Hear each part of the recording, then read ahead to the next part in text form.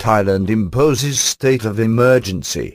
The Thai government has imposed a 60-day state of emergency in the capital, Bangkok, and the surrounding provinces, from Wednesday, to cope with unrest. The decree gives the government wide-ranging powers to deal with disorder. Anti-government protesters have been blocking parts of the capital to try to force PM Yingluck Shinawatra to resign. They accuse the government of being run by exiled former leader Thaksin Shinawatra, the brother of the current Prime Minister. Ms. Shinawatra has refused to resign and has called an election on 2 February to pacify the protesters.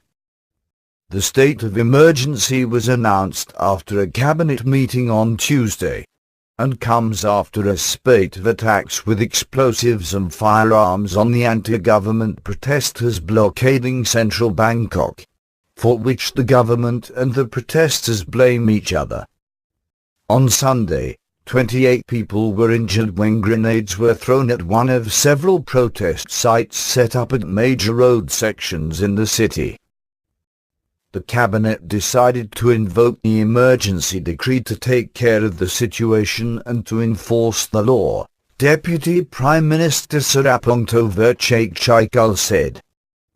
The emergency decree gives the government power to censor the media, ban public gatherings and detain suspects without charge. It also allows for curfews and for parts of Bangkok to be declared off-limits. The Thai government has been contemplating a state of emergency for weeks, but in practice, it is not clear how many of those powers it will be able to use. Emergency rule is supposed to be administered by the police and the army, but the police have until now been told to avoid any confrontation with the protesters, and military commanders have made it clear they do not want to be drawn into the increasingly bitter conflict between the government and its opponents, our correspondent says. The decree also extends past the date of the general election next month. The official election commission has already expressed doubt over whether conditions are peaceful enough for the vote to go ahead. Imposing emergency rule casts yet more doubt over the poll, yet the government, which is now acting in a caretaker capacity, insists there is no legal alternative, our correspondent adds.